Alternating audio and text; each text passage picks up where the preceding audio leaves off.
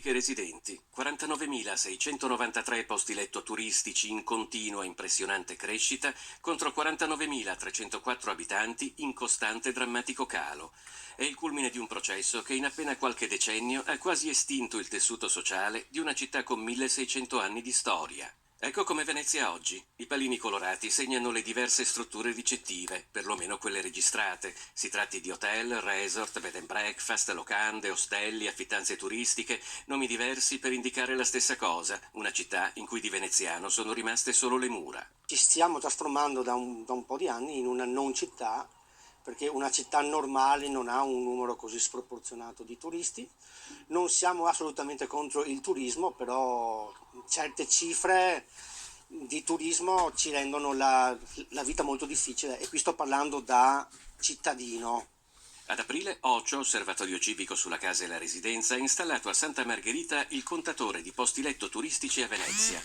È un contatore gemello di quello di Venezia.com a San Bortolo, che da 15 anni rappresenta un grottesco quanto inascoltato monumento dello spopolamento di Venezia. In questi 5 mesi abbiamo un aumento di 1097 unità dei posti letto dell'offerta ricettiva, quindi comprensiva sia del settore alberghiero, extraalberghiero, il cosiddetto extra alberghiero complementare, cioè l'offerta ricettiva nei posti letto, quindi nelle locazioni turistiche brevi, che rappresentano la città storica più del 40% dell'offerta ricettiva, per cui insomma un numero assolutamente drammatico. Meno evidente di quello di Venezia città, ma altrettanto impressionante nei numeri, è lo spopolamento dell'intero comune di Venezia, terraferma compresa. All'inizio degli anni 70 il comune contava 370.000 abitanti. Oggi gli abitanti di tutto il comune di Venezia sono 250.000.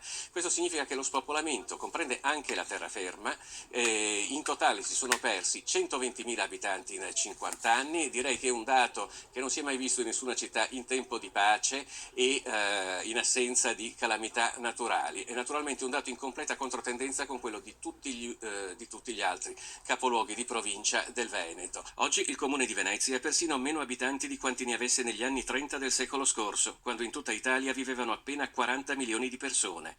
Sono numeri davanti ai quali l'ingresso nella lista nera UNESCO ha un'importanza relativa. Avvenga o no, la realtà resta questa. Se non si sono adottate politiche sulla casa efficaci, misure sul turismo efficaci, come una regolamentazione degli affitti brevi, adottare un regolamento, è da un anno che se ne parla e c'è il nulla, è evidente che la città forse non potrebbe neanche essere più chiamata così.